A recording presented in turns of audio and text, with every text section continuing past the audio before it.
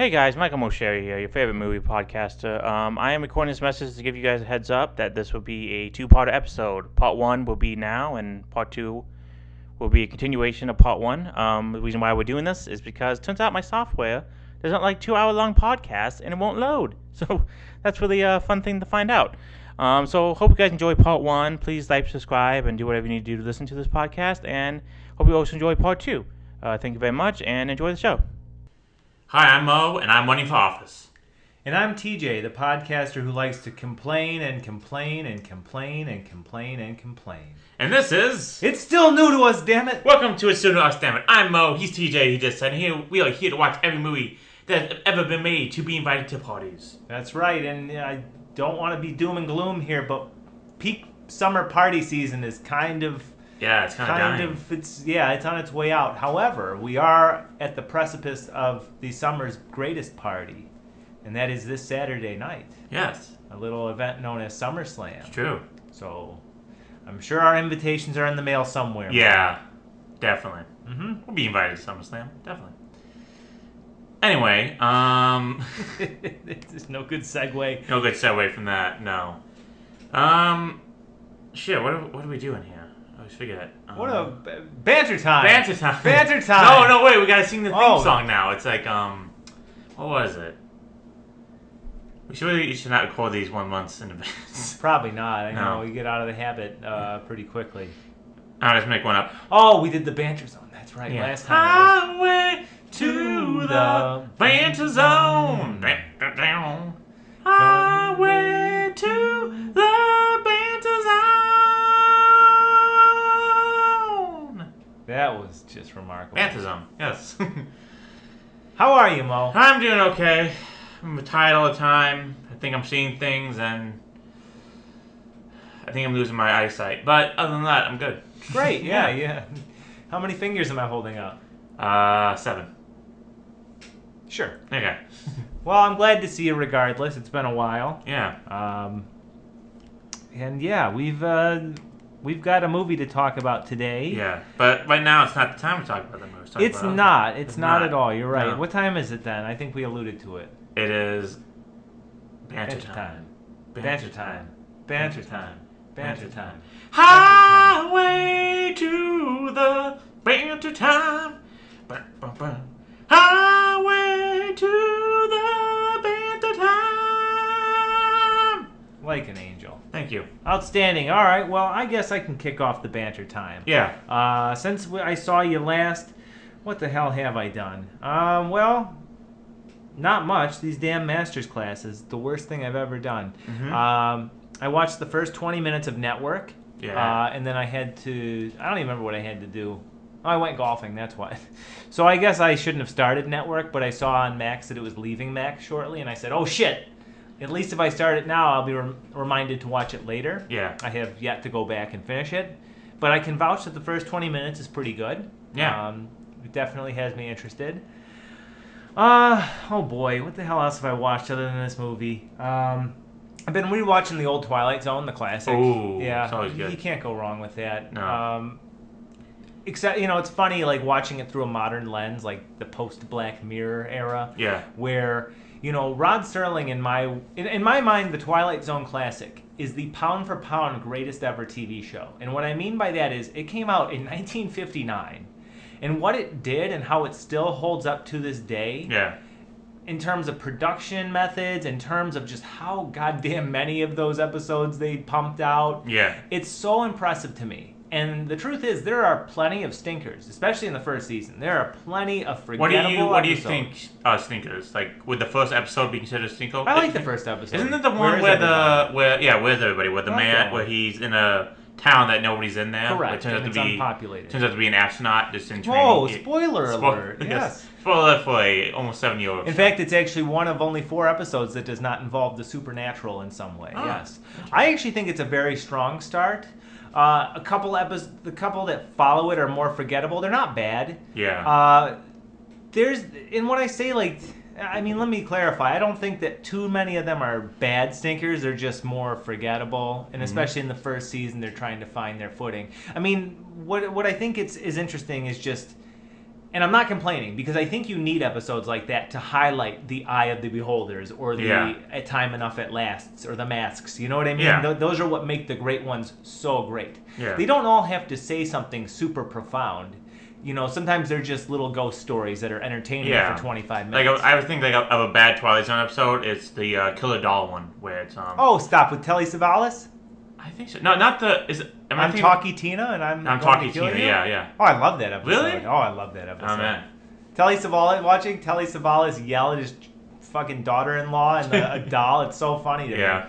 But what I was getting at though is just Rod Serling. That show and the production of it killed him. Well, and the 3 packs of cigarettes a day. Yeah. But Rod Serling was that show. See, back in the day, television, he was the one that had to write so many of those. Yeah. He also had to recruit other writers. He had to get advertisers. So each season would be a success, and CBS would say, "Great, here's less money to go work." Wow, really? It was such a, or maybe that's okay. Maybe that's not the truth, but they say go get more advertisers. That's the backwards ass way television was done back then. And if you look at something like Black Mirror now, which you have like 6 episodes a season maybe, and they're of varying time. Like there's one that's like 22 minutes, and it's a stylish black and white thing with minimal dialogue, minimal character study, but it's perfect. It's perfectly timed. Yeah. With the Twilight Zone, he had to stretch those out 25 minutes each, or the hour-long season, which shows that the show was more equipped for 25 minutes. So were the hour-long episode? Wait, so there were 2 episodes an hour long? Or there was a whole season. It was a half the episode size, but there was a whole season of hour-long episodes. Okay, so one episode would be. It's just one episode, like 1 50 hour long. minutes or whatever. Okay, so I thought it was like time. one episode for 2 episodes combined. No, it was one episode, one story, and there are some gems, there are some good ones that came out of those, but you can see that he was more comfortable with the half-hour format. Yeah, definitely. But when I say pound for pound greatest, I mean I really just think that for 1959 to 1964, that original run, nothing had been done on TV like that, True. and there's a reson why it still shows today. Yeah. It's still played on holidays. There's still a reason why you can't really replicate it. I mean, they tried recently. They tried in the early 2000s. Oh, jeez, I know. I'd say like the 80s. The 80s one's probably like the closest. Yeah, and it's not bad. It's really not bad. It's not great, but it's not bad. They did a 2-episode per half-hour thing for the most part. Yeah. In that, the Forrest Whitaker hosted one is very forgettable to me. I don't remember much of it. I haven't. I think that's like 1 season. I don't think I've seen all of them though. Yeah. And then I will admit I'm disappointed by the new one. Yeah. Especially in the age of streaming, where you can have an episode that's an hour and a half, an episode that's 45 minutes, an episode. You know what I mean? Regardless, though, I like Jordan Peele, and I'm sad that he's not involved in the actual writing, just the hosting duties. Yeah, he's just executive the producer, producing duties. Mm-hmm. But so I've been doing that. Oh, geez, I know I added some stuff to my letterbox, but I forget. I love opening my email though and saying letterbox suggestions for Mike Mosheri. Yeah, I do follow you. I think. So. Yes, you do, and I think I follow you back. Yeah. But yeah, I guess that's about it for me, other than reading about supply chain logistics and ethics of information systems. Fun. Yeah, no. Really fun. What's new with you? Let's see here. What have I been watching? I'm still on the Dawson Creek train. Still doing it. Astounding. It's a good show. It is a good show. Not gonna lie. Okay. Yeah. Good. Yeah, well, it's written by the guy who made Scream, so it's a bunch of like references and stuff. Well, not a bunch of references, but it works. Yeah. It's kind of meta a little bit. Like there's one scene where it's like they're talking about like college for next year. Like what's gonna happen? We're just gonna go to a college that's magically like right down the street, and like that's exactly what's gonna happen in like 2 years. I know that's gonna happen. Now, okay, I am not familiar with that style of, I don't know what you call it, drama. Teen drama. Teen drama. Yeah. Is that the show that had Luke Perry and Shannon Doherty? No, that was Beverly Hills 90210. Okay. Yeah. Rest This in one peace. has James Van Der Beek and Okay. Joshua Jackson and okay. Michelle Williams and Katie Holmes. They're similar genres, right? Yeah. Okay. Yeah. I'd say like everything's acted well. I mean, I don't think Joshua Jackson is my favorite part of the show. Pacey. Right now we're in season 4, which is the Pacey, Joey when they started dating, and then I feel like Dawson as a character, like you're not meant to like him a lot. I'm not saying he's a douchebag or anything, but he's definitely like it's not like he's the best character in the whole show. Gotcha. I would say that. Yeah. Okay. Yeah. there are people of higher virtue. Yeah, Than definitely. Dawson. Yeah, and some say like I think I know how it ends. I think Dawson and Joey get together, but people say like Pacey and Joey should stay together, and I'm in that camp. I'm like, yeah, like this is a way better couple. They fit way better together, and like Dawson should figure himself out, and then maybe get together with Michelle Williams' character, who is Jen, who is also great. Okay. Because he's just been on like the back burner a lot of the times. But yeah, but it's a good show. I'm not gonna lie, it is Cool. a good show. It's well written, great characters. Hey, Yeah. holds the test of time, or stands Yeah. the test of time. That's good. Definitely, still good. I say like Cool. out of all the teen shows of the early 2000s, that's one of the better ones. Like, Okay. yeah. And we top still Buffy, then probably that show, and then I have seen episodes of Buffy, and that was a damn good show. yeah, definitely. From what I've seen, I haven't seen it Yeah. all, but nice. Yeah, but besides that, I've been watching Twin Peaks. Been catching Yeah, up. look I'm at on that. episode 4. I one time texted TJ I knew who killed Laura Palmer, and I'll meet you at breakfast at 7 a.m. I was like, no, we can wait till morning. It's fine. It was so rude of Cooper to do that. to Yeah. him. You know, how are you gonna go back to sleep after that? Mm-hmm. But it True. is a great ending to that episode. It was a great ending to the episode. Yeah. I'm still waiting for the awful scene of James, the biker character. I remember when I first watched you have it. to clarify Yeah. which awful scene. Yeah. I remember when I first watched it, I'm like, this is good. And I rewatched it, I'm like, this is terrible. Like, this is There's a terrible oh, scene. gosh, I can't wait for you to get to the return because there's a great like David Lynch just poking all the fans that don't like James. There's like a great just the first How time can you you see not him like in James? the return. James is a great character. I love James, and I do think you'll see. We'll talk about Oh, it yeah. later. I don't want to spoil anything for you, but Okay. there's a really great like kind of just wink at the people that complain about James in the return, and it's funny. Yeah. So you're 4 episodes in. 4 episodes in. Okay. Bob, the guy who plays Bobby should have won an Emmy. I don't know how he did not win Dude, an Emmy. that guy's got the best look. Yeah. He just in that character, everything about I don't that know why they made character him is like so the star fascinating. football player. He doesn't seem like a I know football that's the player to me. funniest part. There's no football shown, really. Yeah, You know, his friend looks like a football player, but yes. he looks like nothing like a football Yeah. player. Yeah, he looks like just a cool guy. and like he's like smoking, and it's Yeah. like that's not how you take care of your body. And I love how like aside from the pilot, all these kids are like never in school, Yeah. right? I don't remember them being in school often, but In return, is Bobby like still unhinged as he is in? he changes quite a bit. Okay. That's all I'll say. But I do like him in throughout the whole show. Yeah. Yeah, So good. I like his dad too, Mm-hmm. Major Briggs. Yeah. Yeah. Leo's a crazy person. He's very frightening. Leo is a terrifying guy. He's all id. He's just like Yeah. no emotions at all. All id? Is that what you said? Yeah. Did you just drop a Freudian I term? think I did, yeah. Oh my gosh, he is all. You're right. He is all id. Yeah. Do you know how that actor got the job? No. So I think his mom was like the costume director or something like that. Like it was complete nepotism. But in the defense of the guy, I think what I find interesting, or what David Lynch likes to do, is just cast interesting looking people. Yeah. Like everybody on Twin Peaks is an interesting looking person. Are they Sure. not unique? Like Bobby. I mean, Leo fits the role, like, acting wise, maybe he's not the best actor, I would say. Sometimes his lines are very stiff. Yeah. From what I see. Yeah. But, he fits the look perfectly as terrifying husband who will murder you if he. Oh gets God, caught. yeah. he No, he's fits the role- perfect yeah. look for it. Yeah. Oh, and guess what? His mom was the casting director, so there it is. There it That's is. true. But no, I'm not actually complaining. I think he's great as Leo. I just think it's funny that it's like your mom cast you in this role. Yeah. I Right? forget why is James's uncle married to the woman with the eye patch? I don't know if they ever go into specifics, Nadine. But yeah. I think it's just he and Norma didn't work out at the time, and I think they kind of allude to like maybe in the post-breakup era he was like just hurting and needed some companionship and rushed into a relationship with Nadine. That is true because Nadine did say like in high school you like ignored me, but Yeah. then you just found the person who admired him the most. If you look at like this is just speculation on my part, but like based on just internet conjecture I see and like just other kind of speculation, I think that there's a generational difference between how us millennials, Gen Zers get married than there were in previous generations, because now we have more access to things like social media, which allow you to kind of display different sides of yourself. Yeah. How often is it that like boomer joke stereotype that it's, oh, I hate my wife or whatever? Yeah. Millennials, people that I've went to school with, you know, the way I've dated anyway, it's like you look for friendship first. Yeah. Over, you know, anything else really. Okay. And so I think maybe there's a little bit of that involved, where it's like with Nadine, it was just like comfort. Yeah, and it wasn't long lasting, and now he's realizing that She's Norma, a nutball. well, yeah, she's a nutball, and that Norma was the one for him. Yeah. right.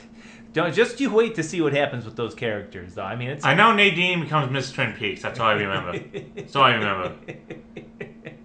Isn't that great though to watch her in season 1 and just know this lady is gonna be Miss Twin Peaks, and just to watch, just enjoy the journey. She's strong too. Doesn't she have like superhuman strength?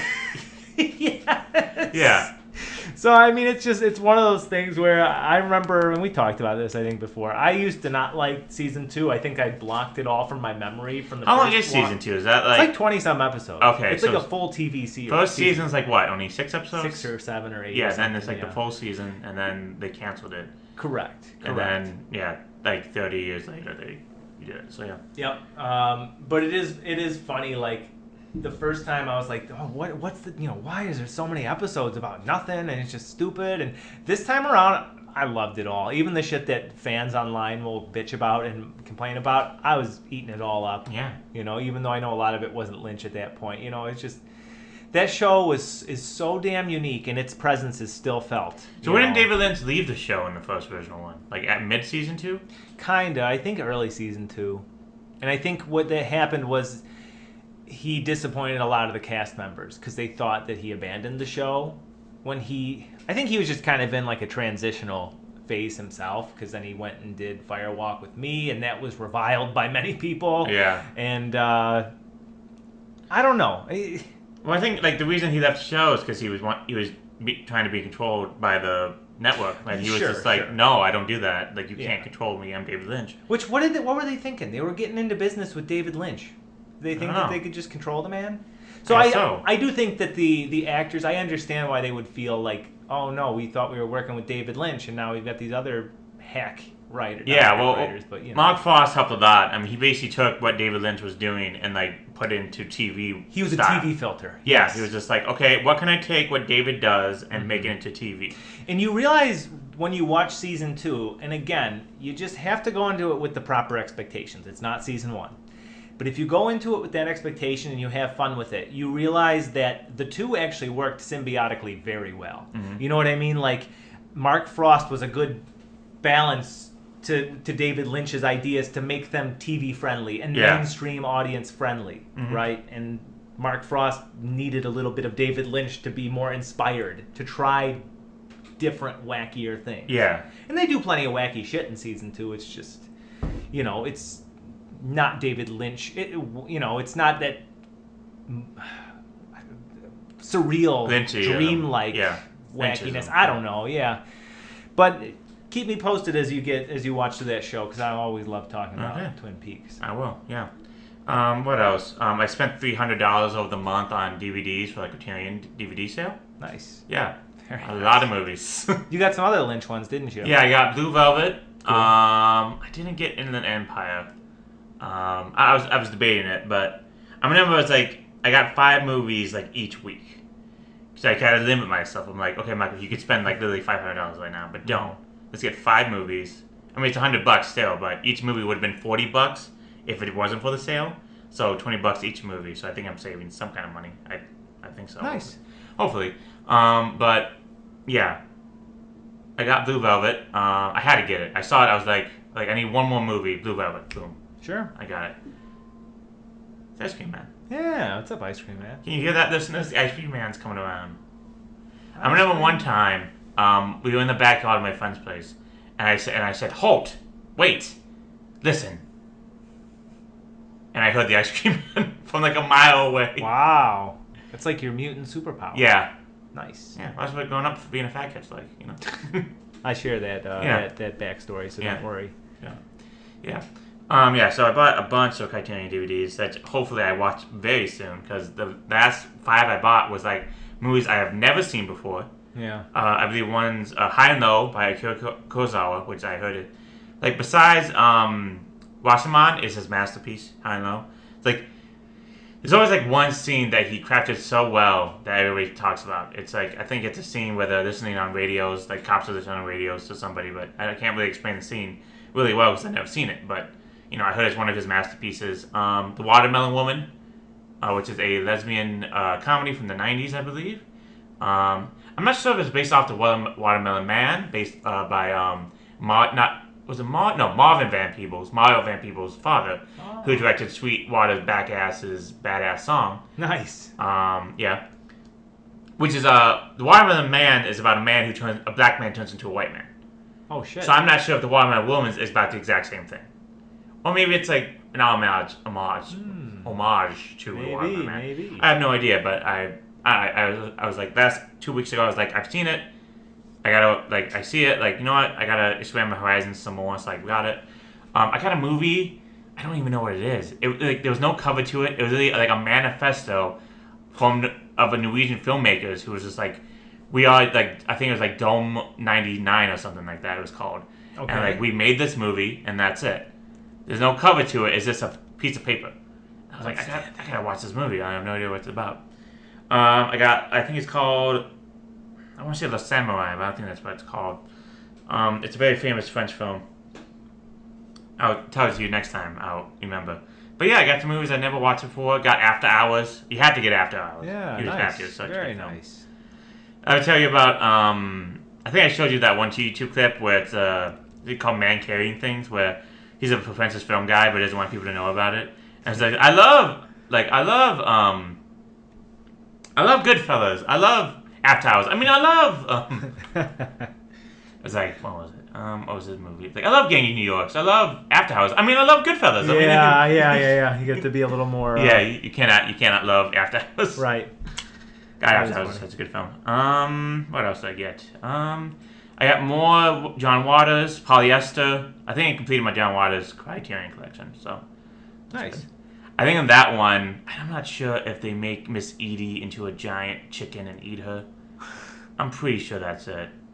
I'm not sure, though. With John Waters, anything is possible. Oh, speaking of John Waters, I showed our friend Rudy Pink Flamingos. And, oh my God, what was Rudy's response to Said it wasn't that bad. That's actually a rave review for Rudy. Yeah. Nice. He did laugh at it, so it's good. All right. Yeah.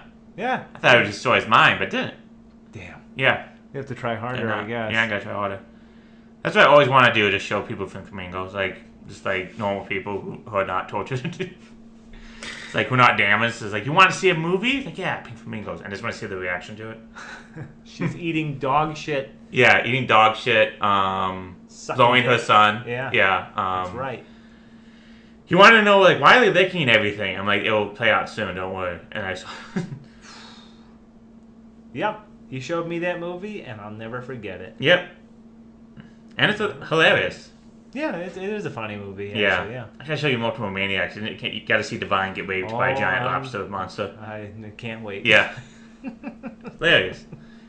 It's just so deranged and hilarious. It's like you just see a woman get molested by a giant lobster. And it's like, there is an art to the obscene, and John Waters seems to understand it. True. And then he'll go and make something like Hairspray. Yeah, he'll make which is completely family friendly and like just beloved by everybody. My favorite part of Hairspray, the original Hairspray, is the friend. I think her name was Penny. Her friend. In the remake, she was played by Amanda Bynes, but I forget who played her in the original. Her parents are like racist, of course, because one of the major themes of Hairspray is racism. Mm-hmm. And they had John Waters plays a priest or like a therapist who then hypnotizes Penny, tries to hypnotize Penny into not liking black people.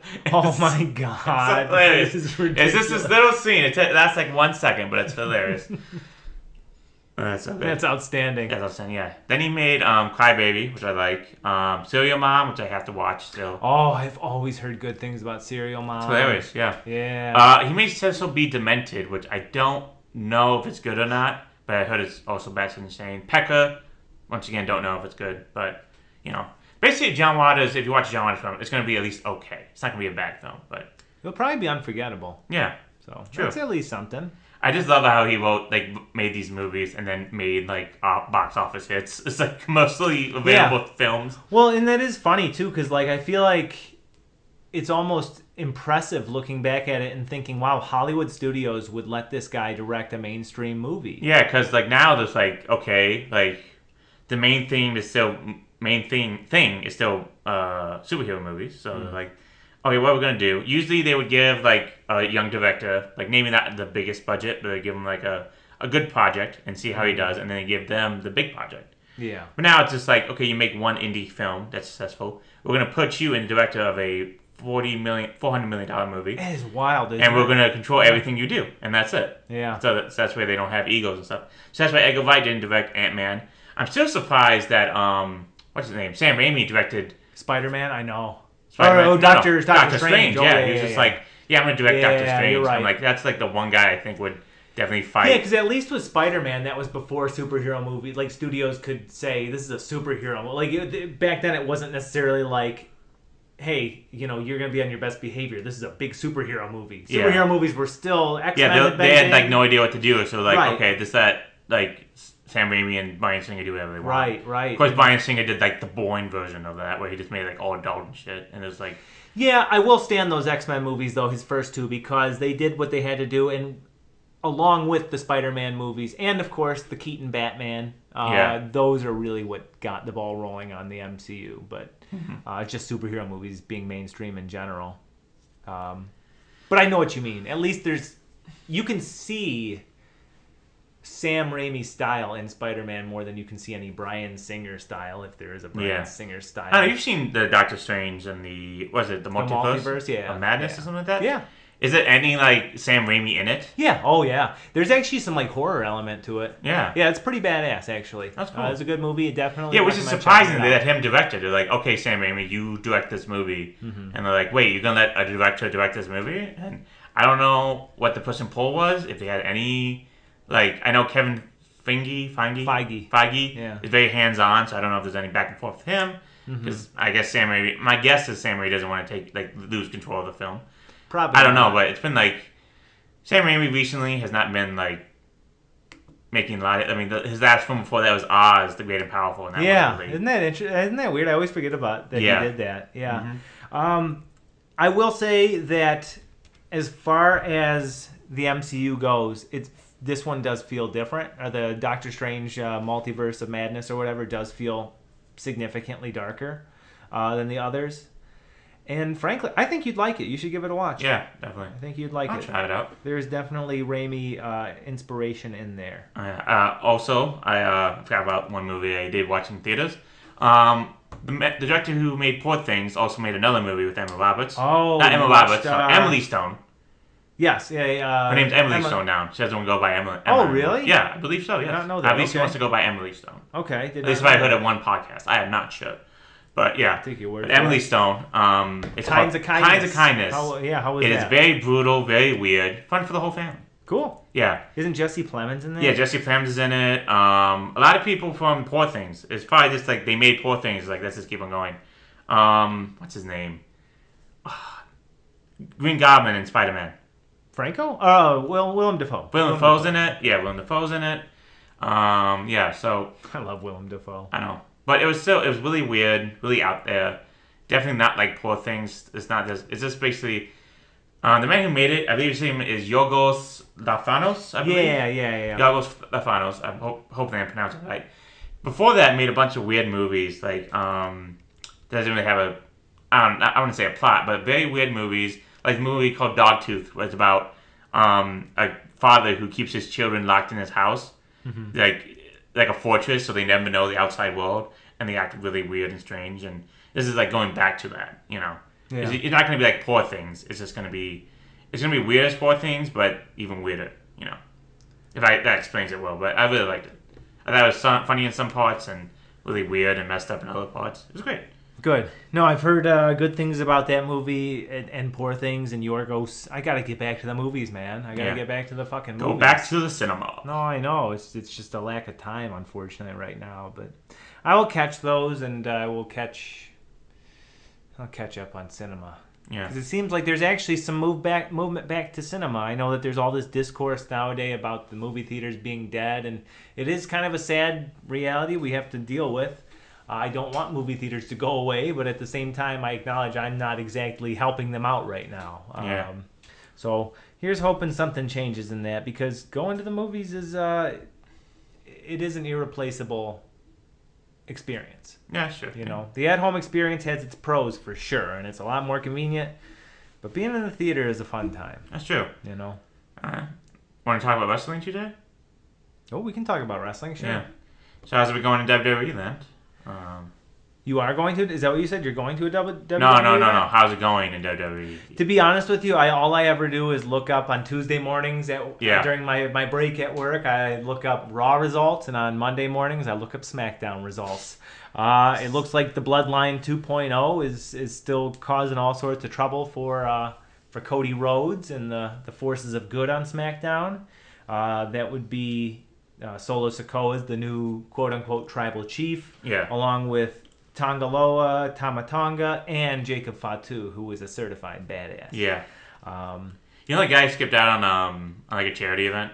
Who did? Jacob Fatu? Yeah, either like he no-showed a charity to event. like keep kayfabe or something? No, it's just like he promised everybody he'd be there, but he didn't show up, and then he had to get his uncle to do it. Oh, that sucks. Yeah. His uncle being Rikishi? Yep. I think that's the story. I'm not sure exactly, but that's what they're doing. If it was like a work or something, that would be kind of clever, but no, it's kind of sucky. Yeah. Yeah, you can't. People, if you make commitments to a charity event, you be there, please. Yeah, you know. definitely. But yeah, I think, you know, if you can believe it, the online wrestling community, some of them are not fans of this new Bloodline. Really? And they're very vocal about that. They went over the team of Randy Orton, Cody Rhodes, and Kevin Owens at the last PLE. I don't remember what that one was called offhand. But anyway, they're trying to make Solo into the big bad tribal chief now, and I hope he's gotten over, because I actually like that idea. And the idea, because remember, we've talked about this before. I think it'd be great, now that Roman doesn't have the belt, you can easily make Roman into a babyface now, who still is a badass. Yeah. You know what I mean? Like, you couldn't do that with the old Roman. But now that he's been over as that heel, you can still have him say, "Acknowledge me," like how The Rock says, you know, finally. Yeah. You can still have him be the tribal chief and be a badass babyface, maybe a tweener, whatever. So I think they're working toward that, of course. But we've got SummerSlam this weekend. I think the big story on Raw is they've turned Damian Priest into a babyface now. He'll be wrestling King Gunther, the King General. Cool. For the World Heavyweight Championship. And I think even bigger is the Rhea Ripley and Liv Morgan angle. Rhea Ripley is back, and weeks of Liv Morgan trying to flirt with Dominic Mysterio have blown up in her face, as now she has to put her belt on the line against Rhea this Saturday. That's cool. That's going to be good. Yeah. I really like Liv Morgan. I like both of them a lot, actually, as champ, and I'd wish both of them could win on Saturday. That's cool. And if you want, after our review of the movie this week, we'll go through the card and we'll make our predictions. Yeah. Sound good? Definitely. What's going on in AEW? A lot of stuff's going on. Will Ospreay lost his title to MJF. He came back. Which title was that? It was the international title, Okay. but now it's called the American title. Okay. Because MJF is like, this is not the international title, it's the American title. So real quick, I don't have access to the AEW, and anytime I've watched it, it's been with you. We went to that one Rampage, was it, or Collision? It was Dynamite. Dynamite. Sorry, we went to the Dynamite show, and that was a lot of fun. I've seen a couple Will Ospreay matches. That dude is unreal. Yeah. That dude is unreal. And like, what's his finisher? When he elbows him. The Oz Cutter. No, the what's it called? I forget what it's called. God, it looks so painful the way he does it, and it is impressive, because if I didn't know better, I would actually suspect that he is beating these people in the back of the head. Stormbreaker. Stormbreaker, is that it? Oh no, Hidden Blade. That's what it's called. That's what it is. Okay, Stormbreaker's cool too. The Stormbreaker is that is a unique move. Yeah. Okay, Stormbreaker, I know which one that is, but the Hidden Blade, I saw him do that. I thought he straight up concussed somebody. There was this one great spot during the match, MJF versus Ospreay. MJF was outside the ring, just like jaw jacking and stuff like that. He was behind. He turned his back to the ring, and all of a sudden, like, you see Will Ospreay come up behind him, and it's like Hidden Blade from behind. And it's like, through the ropes. It was cool. Yeah, that thing, when it's pulled off, man, that looks brutal. Yeah. So you got to put your faith in Will Ospreay to not concuss you. But, True. sorry, go on, though. Blood and Guts just happened. Oh, yeah? That was fun. It's really hard to end Blood and Guts. I realize that. Because you got to make everybody look strong, especially like everybody in that ring. Yeah. So it's like, the way it ended, Jack Perry, who the scapegoat, that's what they call him now, TNT champion. Is that because of the CM Punk thing? Yeah. Outstanding. Did I tell you they actually showed the video? Yeah. Yeah. And wasn't Punk not in the wrong or something? Or It wasn't that bad. People, they thought it was going to be worse, but it was like, wasn't that bad. And it was just like, you know, you always hear reports like, oh, it's like this shocking moment. It wasn't So was shocking. it some play to get rid of him? No. They wouldn't do that. That would have been terrible. No, for business. CM Punk, the rumor is CM Punk wanted out. He, like, the reason he came to AEW was just to get back into WWE. So he was just like, I just want out. So it was just like, okay. Okay. Yeah. But sorry, I keep interrupting. Go on. Yeah. So that's a movie anyway. I'm not sure exactly what happened, and I don't really want to relive it because it was like 4 months of my wrestling life. I don't want to relive. Mm-hmm. Yeah, but yeah. So the end of the Blood and Guts match was Jack Perry. They remember when Sandman got crucified? Yeah. Well, they kind of crucified him. They chained him up to the gate. They handcuffed him, and it was just like Darby Allin lit him on fire once. So they threatened to light him on fire again unless they quit, and they did. So that was the end of the match. I don't know if that's anticlimactic because like they did light him on fire once. So that's like proof. That's like the highest thing you can think of. Yeah. It's just like because usually the only way to win a Blood and Guts match or War Games is to give up or to tap out. Yeah. None of these guys has a submission finisher, so tapping out is not really an option. Mm-hmm. So like the only thing to do is to give up. So how do you make a wrestler give up? Crucify them. Crucify them, hit them in the head with a chair, and start whacking them with a kendo stick, and then threaten to light them on fire, making your other teammates quit. And the thing is, though, Jack Perry looked very disappointed that they quit because he was going to light himself on fire. I was like, no, let myself get light on fire. We're going to win this match. I see it in his face. Cry me a river. Cry me a river, yeah. She got lit on fire once. Yeah. So they Team AEW won that. The Acclaim is still awesome. Nice. TR is cool. Everything's going good. All wrestling is going great. So yeah. So I'm like, That's good, and Yeah. I always want AEW to be good because then it lights a fire under WWE's ass. Yeah. We've seen in the past, at least with the McMahon WWE, that when there's no competition, WWE does not give a fuck. Yeah. So good. Go AEW. I love it. That's great. Yeah. I love it. Cool. Yeah. So does that sufficiently conclude banter? Or no? Do you have anything else to report? I don't mean to cut you off. I don't think so. I'm reading like multiple books at once, so I'm not sure what I'm reading right now. It's all converging. It's all converging to one giant thing. Yeah. But no, that's about it. I think it's time to end the banter time. Ending to the banter time. Dun, dun, dun. Ending to the banter time. That was just out. I mean, Thank that you. was just fucking beautiful. Reminds me of Boogie Nights when Mark Wahlberg's like, you got the touch, Yeah. you That's got great. the power. That's great. Oh man, Love that movie. yeah, it's such a good movie. Anyway, speaking of movies, TJ, what the fuck are we watching this week? We are watching Bob Roberts. So we watched Bob Roberts from 1992, Yes, actually. released in Yeah. 1992, directed by Tim Robbins of Mystic River and Howard the Duck. Written by Tim Robbins, Bo Durham, and Howard the Duck. Starring Tim Robbins, the player, and Howard the Duck. He was especially proud of Howard the Duck, I believe. I bought that movie. I own that movie. I do too. Yeah. Wow. Why did we own that movie? So bad. It's so fucking bad. Yeah. But I love it. So Part of me just there is a love story between, was it Leah Thompson, Leah right? Thompson and the Duck. At like the zenith of her career. Yeah. Her agent let her do this. I think either before, no. Back to the Future was 84, right? Or was it Yeah, 86? sounds about right. Okay, 84. so right after Back to the Future, she did this. Her agent let her do a movie where she fucks a duck. Yeah. An anthropomorphic duck. Yeah. I mean, I don't think they actually fucked, but you know, it was like hinted at. And there's duck boobs. There were duck tits in that movie. Yeah, that's true. How come that movie never got the George Lucas special edition treatment? Yeah. Why isn't George Lucas part of that He movie? didn't throw some dewbacks in the background Exactly. or anything. Oh my gosh. I think they've tried multiple times to bring him back. I know he was in one Guardians of the Galaxy. He was in the end credit scene. But I think they did try to bring him back like one time. Yeah. Oh yeah. He was in Guardians of the Galaxy and post-credit scene. And then he is in another MC. Yeah, no, the character has been back. Yeah, I think they tried to bring back either in comics or like they were like, let's have a small TV show or something. They should. It's in a unique character. I mean, you don't have to use him that much. Yeah, and he doesn't have to be like Howard the Duck the movie. You can actually stick to it.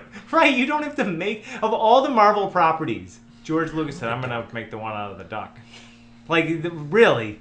That's the only. I mean, hey, whatever. It's got its place in cult classic history, I would say. Yeah, I still gotta figure out why he made that movie.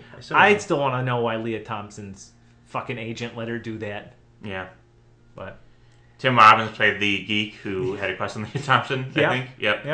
Definitely. At least he made it out of that movie. Yeah. Okay. Oh, and then Jeffrey Jones was the bad guy. That's the bag. Yeah. Mm-hmm. Giancarlo Esposito, Do the Right Thing, and Monkey Bone. You remember Monkey Bone? Yeah, I'm familiar with Monkey Bone. Yeah. Shout out to Do the Right Thing. I fucking love that movie. Who doesn't love Do the Right Thing? That is my favorite Spike Lee movie. Yeah. Without a doubt. It is good. I actually have to watch. He's great in that. Yeah, I gotta watch a lot more Spike Lee movies. Malcolm X, I gotta watch. I don't know, he didn't do Devil in the Blue Dress. I was confused that thought he did do Devil in the Blue Dress. That was not him. But he did Malcolm X, which I heard is great. Yeah. And I heard that when Al Pacino won his Oscar for Scent of Woman, it should have gone to Denzel Washington for Malcolm X. That's what people say. Yeah. Because really, like, when I first watched Scent of a Woman, I was like, oh, this is amazing. Like, yeah, he definitely should have won. But now, like, you're looking back on it, like, that's probably his worst, like, one of his, like, worst high-profile performances, because it's basically him doing Al Pacino. You know? It's like, it's the Al Pacino archetype. Yeah. That's it. That's like that movie. That's where the caricature came from. Yeah, that's it. Yeah. Oh, easy. Yeah, definitely. Because, like, you think about all the great movies he's been in. He never won an Oscar, and it was just like, this movie, which is not the best movie ever. Because think about it, it's a weird movie.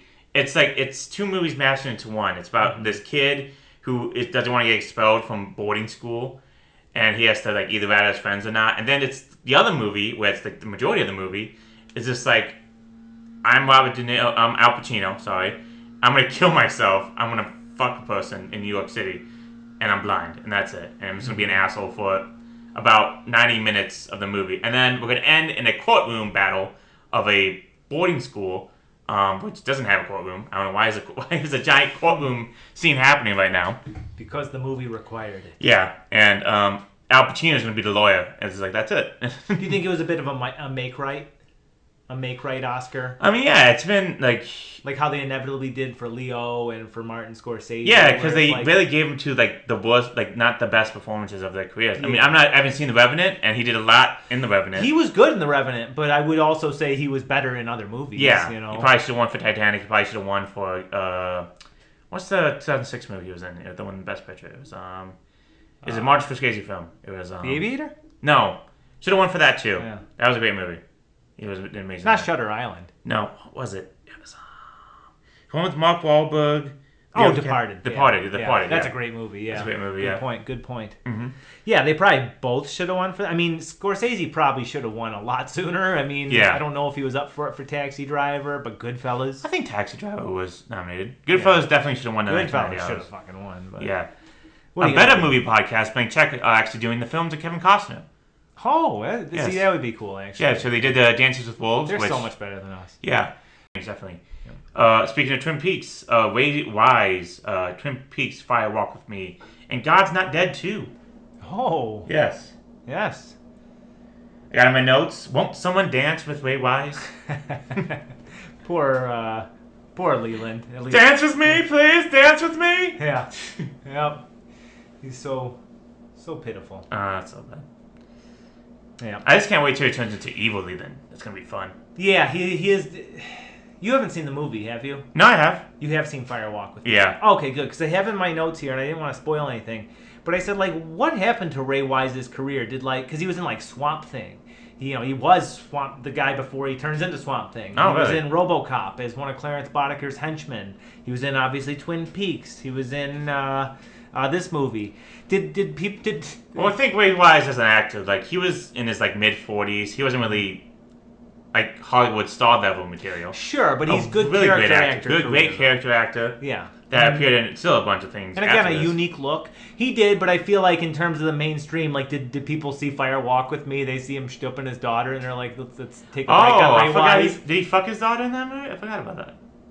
That's I just remember the one scene with Molly Kelly where she gets fucked in the bar. And that's yeah, it. oh yeah. No, that's the unfortunate. That's why, because like when I initially watched Twin Peaks, Leland was one of my favorite characters, and he's also a victim, right? But Yeah. in Fire Walk with Me, there's no fun to be had with Leland. He's No. just he's just possessed by Bob, and it's not fun, Leland. No. Dance with me, Leland. That's it's not me. Because watching Ray Wise act in those episodes is great. Yeah. Especially when he gets the white hair. He's unhinged. Yeah. Yeah. Watch the show Psych? Ever seen that show? No, I've heard They such do great things. an amazing Twin Peaks episode. Like an Do they amazing really? Twin Peaks. Yeah? It's called Twisted Spirals, I think it's called. Yeah. No, Dual Spirals. That's what it's Okay. called. Dual Spirals. It's amazing. He's in it. Ray Wise plays Nice. a character who appeared in a different episode before that one. He played a priest, and then he came back for the Dual Spirals episode, and he had gray hair. It's like, why do you have gray hair now? It's like, oh, bad diet job. Yeah. That's But they got Bobby. They got I'm not sure if Laura Lively, Blake Lively's sister. I think that's her name. Yeah, she's in it. They got the Log Lady. That's amazing. They got they get some people back for the show, so it's great. Yeah, Nice. but it's like one of like the best homage episodes I've ever seen before. That's awesome. Yeah, I'll have to check that out. Yeah, I've always definitely. heard Psych was great. Yeah, it he's is. a fake psychic, right? Yeah. That's the whole point. that's the yeah. whole point. Yeah. I'll have to check that out. Gore Vidal, the famous Yeah. political commentator, who, if you've seen that, is he in that one clip with "Don't call me" it's Gore Vidal and one other guy arguing. It's like, "Don't call me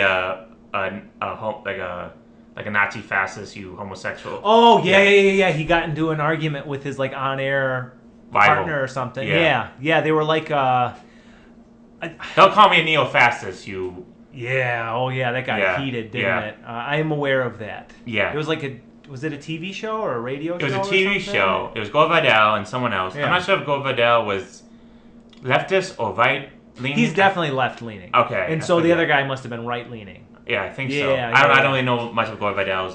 I don't either, writings but I know or- what you're talking about. And what the heck was that? Because, oh my God, if you go to his Wikipedia page, there's a whole subsection called feuds. He apparently had a feud with Truman Capote Yes, he over did. slander. William Buckley, that's it. William Buckley, Some yeah. people, Buckley said some people were pro-Nazi, and the answer is that they were well treated by people who ostracized them. And I'm for ostracizing people who egg on other people to shoot American Marines and American soldiers. Vidal, as far as I'm concerned, the only sort of pro or crypto-Nazi I can think of is yourself.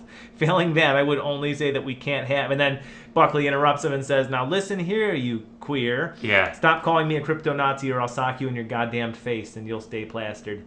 I mean, just based on that alone, Gore Vidal should have not said that, but also something tells me this was boiling to the surface for a Yeah, while. they actually did that on purpose. They were like, let's get these two people who hate each other into a same TV show and do that. The sad thing is, though, you need more stuff like that. Look at this. Look at the situation we find ourselves in, and you know we can't get today's political landscape. Everybody, and it's especially made worse with social media. You're smart because you're not really on social media, right? You're smart about that.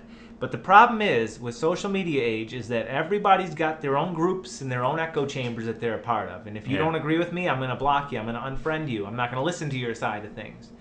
You know, I watched just a couple weeks ago, literally on The Daily Show, Jon Stewart, he hosts once a week. Jon Stewart had Bill O'Reilly on, promoting his new book. I don't know if you've ever watched old videos of the old Daily Show when Bill O'Reilly would go on or when Jon Stewart would go on his show. Yeah. These guys are so far apart, politically speaking. Yeah. But they are such civil, like they can debate and joke with each other. And I'm not going to defend Bill O'Reilly because I think Bill O'Reilly's largely a douche. But I also admire the fact that, you know, you're not bound to being friendly to only the people in your political camp, right? Yeah. So I think that's refreshing, and I like the idea of this. Obviously these two were, I'm not sure if they were friends, but they definitely fought each other. yeah. Yeah, definitely. Anyway, let's keep on going with the Sorry, Gore with the Vidal. cast. It's Gore Vidal, John Cusack, the Grifters, and Igor. He was Igor in the animated film Igor. Ah. Peter Gallagher, Sex, Lies, and Videotapes, a movie I could have bought for the Criterion DVD collection, but I did not want to watch it. But not I didn't want to watch it. I'm not really interested right now. Maybe later. All right. I gotta watch more Steven Soderbergh movies because I've seen like one of his films, but I've seen Ocean's 11 too. But yeah, but I gotta watch more Steven Soderbergh so much. And House on Haunted Hill, the remake in 1999. Remember that movie? Yeah. It was terrible. I never saw it, but I'm aware It of was it. terrible. Yeah. Alan Rickman, Die Hard, and Help! I'm a Fish. It's fun. Susan Sarandon, Thelma and Louise, and The Big Wedding. That's it? Yeah. Okay. James Spader, Less Than Zero, and Wolf, the 1994 Jack Nicholson Wolfman movie. Oh, yeah, I forgot about that. Yeah, Holy well, shit, I forgot all about that. A little bit, like in the 90s, there was a renaissance of Universal horror movie That's monsters. right. You had the De Niro Frankenstein. Yeah, Right? you had the Julia Roberts, Julia Roberts, Mary Shelley movie, I think. Oh, yeah. Okay. Yeah, and then you had Wolf, and then you had Dracula. Francis Ford Coppola. Yeah, man, yep. Mm-hmm. And that was about, Memoirs of an Invisible Man. I guess that's a I guess Universal that monster, counts, right? yeah. Poor John Carpenter. He was Yeah. just like... He was a just- scapegoat for all that, yeah. He wasn't even supposed to direct that movie. They just like handed it to John Carpenter, and then Chevy Chase was like, "I want to be a serious actor." It reminds me of that old Kirk Cousins play when he was on the team formerly known as the Redskins, when he got the bad snap. Yeah. And like there was just he bobbled it or whatever, and all the defenders were like feet away from him, and he just quickly hands it to the Yeah. running back. Yeah. That was John Carpenter taking Yeah. that ball and just getting destroyed. Yeah. And finally, Fred Ward, Tremors, and Naked Gun, 33 1/3, The Final Insult. And that's who's in the movie. TJ, what the fuck is this movie about? In 1990, Republican folk singer Bob Roberts runs for the office of Pennsylvania Senator against incumbent Democrat Brickley Paste. His campaign is documented by British filmmaker Terry Manchester, whose lens captures behind-the-scenes footage of the enigmatic Roberts, his shadowy campaign team, his rabid followers, and his political opponents.